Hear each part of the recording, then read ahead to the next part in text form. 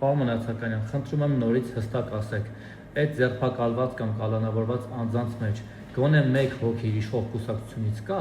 ՔՊ-ի վստահված անձ, ՔՊ-ի հանձնաժողովի անդամ, ՔՊ անդամ, կուսակցական, տեխնացու, գոնե մեկ ՔՊ-ական կա, թե ոչ։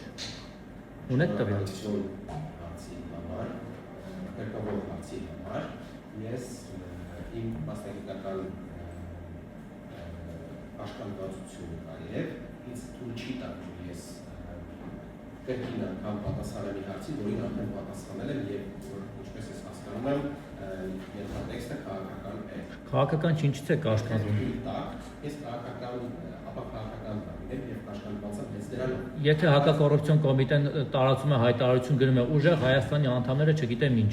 Հիմա ինքը խախտել է իր ապա քաղաքական լինելու ցենզը, թե չի խախտել։ Եթե դատախազություն է տարածում, գրում է կուսակցության անվանում։ Խախտել է թե չի խախտել։ Խնդրում եմ ասեք, ՔՊ-ական կա թե չկա։ Ես ձեզ արդեն իսկ պատասխանել եմ, որ մենք ըստ քաղաքական ուժերի վիճակագրություն չենք վարում։ Դուք նույն հարցը ինձ երկրորդ անգամ եք տալի ավելի խիստ տոնով, բայց որևէ բան չի փոխելու ախր հարցերության մեջ։ Ես արդեն իսկ պատասխանել եմ ձեզ, որ մենք ըստ քաղաքական ուժերի վիճակագրություն չենք վարում։ Բայց այդ գործերը ում դեմ է հարուցված։ Անհայտ մարդկանց, որոնք չեն մասնակցում, որևէ կուսակցության անդամ չեն։ Ես այդպիսի բան չասացի, ես ասացի, թե որ քաղաքական ուժի առով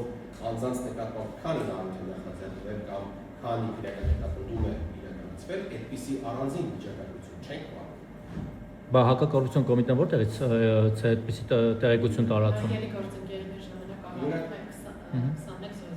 Թող պատասխան էլի մի բան։ Խնդրեմ, բան եք ասում։ Միգուցե հնարավոր է յուրաքանչյուր կոնկրետ դեպքով նշել, թե անձը որ քաղաքական ուժի է հարում, բայց առանձին վիճակագրություն, որ այս քանակը, այսքան տոկոսային հարաբերությունը կամ այս քանակությունը այս քաղաքական ուժի հարող անձինք է եւ այսքան դիմադիր կամ դիմադիր կամ սա, այդպիսի վիճակագրություն չի հարում։